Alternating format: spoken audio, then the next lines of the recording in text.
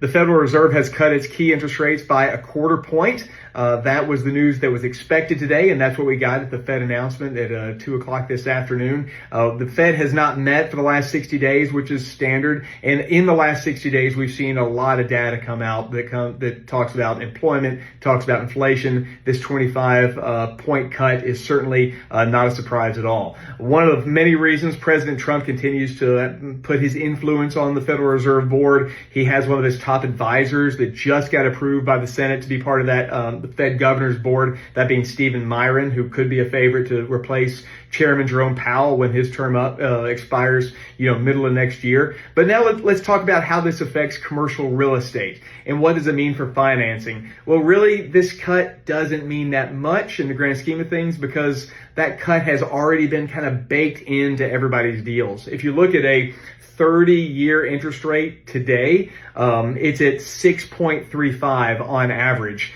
60 days ago, it was at 6.74. So everyone expected this cut. So that's not going to affect things right now. But what's really important is the dot plot. That is the crystal ball of the Federal Reserve governors, and what they're expecting over the next year, over the next 6 months. And that dot plot shows that most likely there will be 2 more interest rate cuts, probably both 25 points, in October and then in December. And that will really start to mean a lot. While this was the first cut of the year, this means we could have got 3/4 of a point cut in the span of 4 or 5 months. What does that mean? That's a good question, because employment, as Chairman Powell said, has some downside risks that they're seeing right now because there's just not many jobs being created, and certainly seeing a few struggles, although we haven't seen an increase in unemployment. And inflation, that's at 3%, just right below 3%, which is well above where the Federal Reserve wants to be. So that being said, I'm very intrigued to see how the dot plot plays out as we dig into all the different details